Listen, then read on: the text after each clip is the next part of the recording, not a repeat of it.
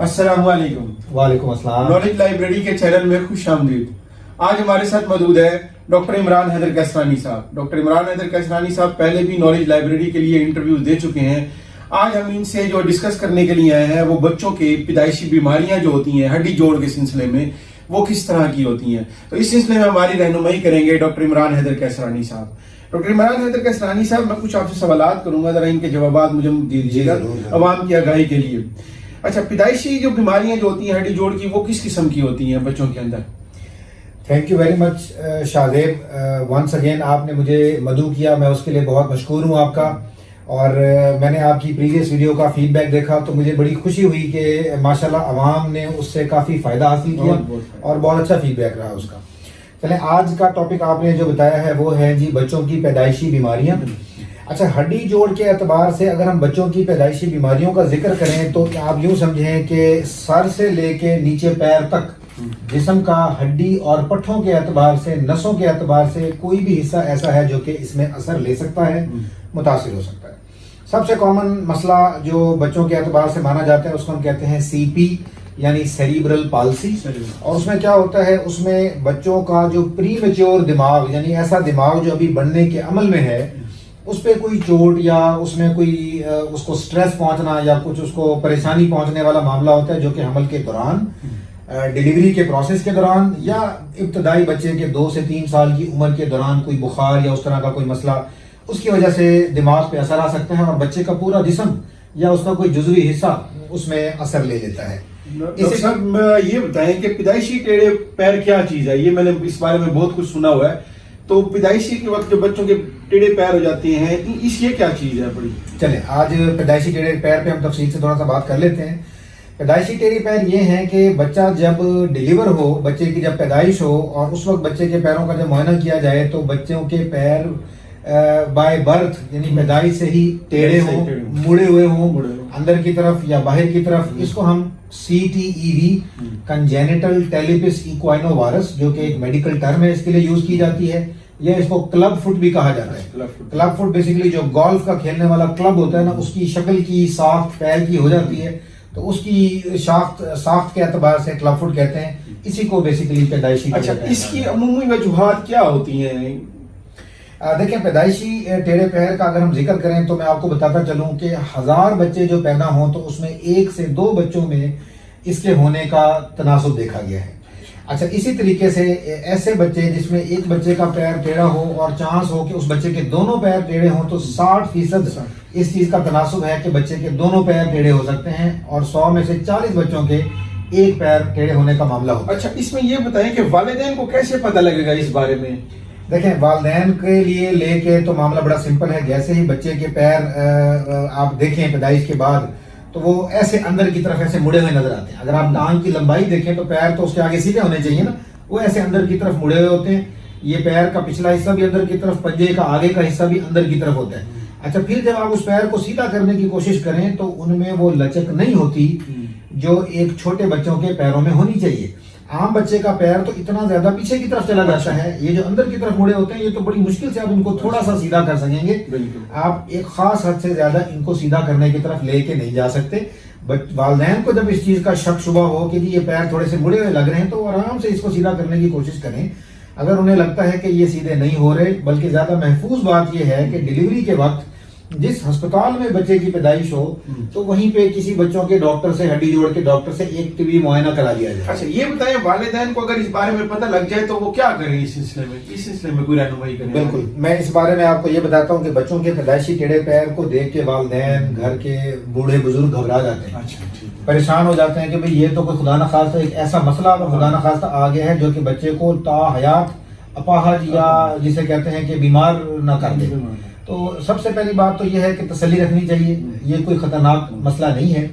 اگر اس طرح کی کوئی چیز سامنے ہو تو اپنے قریبی ڈاکٹر صاحب سے اس کا آپ جو ہے علاج کے لیے جاتے ہیں اور اس کا علاج کرنے کے طریقے ہیں. اس کا کیا علاج کرنے کا کیا طریقہ کہاں ہے اس کے؟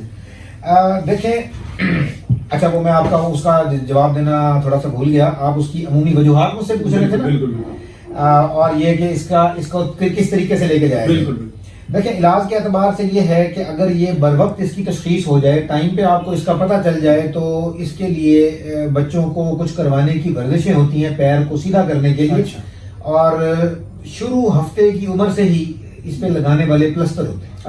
وہ پلسٹر پیر کی انگلیوں سے شروع کر کے تقریباً کولے تک لگانے ہوتے ہیں۔ کولے تک لگانے پڑتے ہیں، بالکل۔ وہ صرف پیر پہ نہیں لگتے اور نہ ہی ٹانگ پہ رک جاتے ہیں، وہ اوپر کولے تک لے کے جاتے ہوتے ہیں۔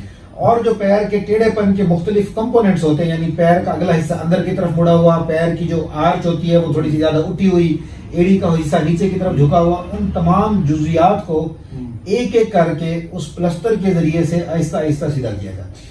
اچھا ڈاکٹر صاحب، حال ہی ہمارے ادارے میں نا ایک پونسٹی کی ورک شاپ ہوئی ہے، یہ اس کا کوئی جدید طریقہ علاج ہے، اس کے بارے میں کوئی عوام کو آگاہی کریں کہ کیا چیز ہے یہ؟ بالکل، پیدائشی ٹیڑھے پیر کا جو مسئلہ ہے، یہ تو یوں سمجھیں کہ بابا آدم کے زمانے سے ہی جس طریقے سے معاملات ہوتے ہیں آہستہ آہستہ یہ آ رہے ہیں۔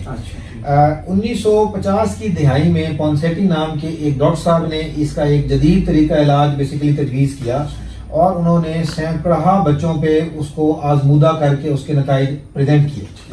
اور یہ بیسیکلی علاج کا ایک نان آپریٹو یعنی آپریشن کے بغیر پیر کو ٹھیک کرنے کا طریقہ کار ہے، جس میں پیر کو آہستہ آہستہ کر کے پلسٹر لگا کے جزیات میں چھوٹے چھوٹے سٹیپس میں سیدھا کرنے کی طرف لے کے جایا جاتا ہے، اور عموماً 5 سے 6 پلسٹر جو کہ 6-7 دنوں کے وقفوں سے لگائے جاتے ہیں، اس میں آہستہ آہستہ کر کے یہ بچے کا پیر مکمل ٹھیک ہو جاتا ہے۔ ٹھیک ہے ڈاکٹر صاحب، یہ بتائیں آج کل جو باہر جو ہڈی جوڑ والے بیٹھے ہوئے ہیں، کچھ بچے پیدا ہوتے ہیں تو وہ ان کے پاس لے کر چلے جاتے ہیں، یہ کیا وہ علاج کر سکتے ہیں اس چیز کا؟ دیکھیں، میں یہ سمجھتا ہوں کہ ہمارے ہاں اس ملک میں ہڈی جوڑ کے اعتبار سے یہ جو پٹی بد یا جو پہلوانی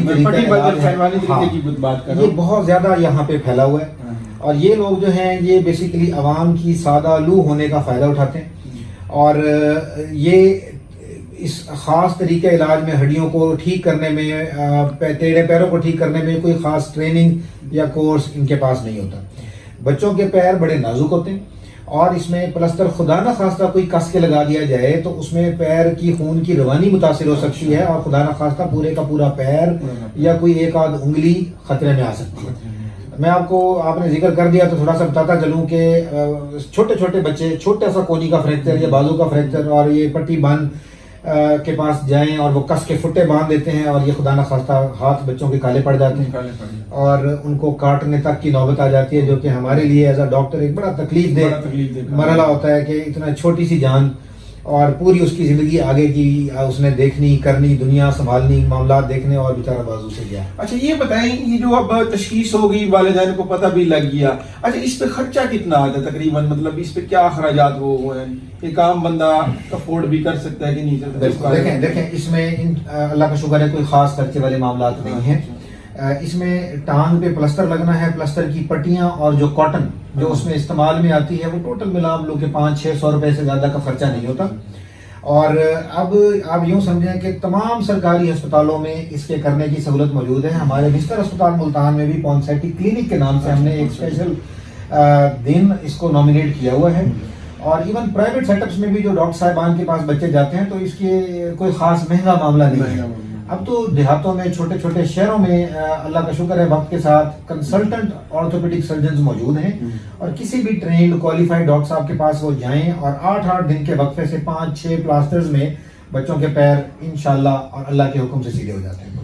ناظرین، آپ نے دیکھا پروفیسر ڈاکٹر عمران حیدر کسرانی صاحب نے ہمیں بڑی مفید معلومات دی، تو آپ نے اگر ان کے پاس آنا ہو تو آپ کسرانی میڈیکل کمپلیکس ملتان کے اندر اس قسم کی مزید معلومات لینے کے لیے بھی، مفید مشورے لینے کے لیے آپ ان کی کلینک پر بھی وزٹ کر سکتے ہیں۔ نالج لائبریری کے چینل میں شاہزیب خان کو جو ہے وہ اجازت دیں، مفید ویڈیوز کے لیے میرے چینل کو سبسکرائب کرتے رہیں تاکہ اور بیل بٹن پر کلک کریں تاکہ نیو ویڈیوز کا نوٹیفیکیشن جو ہے وہ آپ کو ملتا رہے۔ شکریہ Imran Haider Kasrani, thank you very much Shahzeb, بہت شکریہ، تھینک یو۔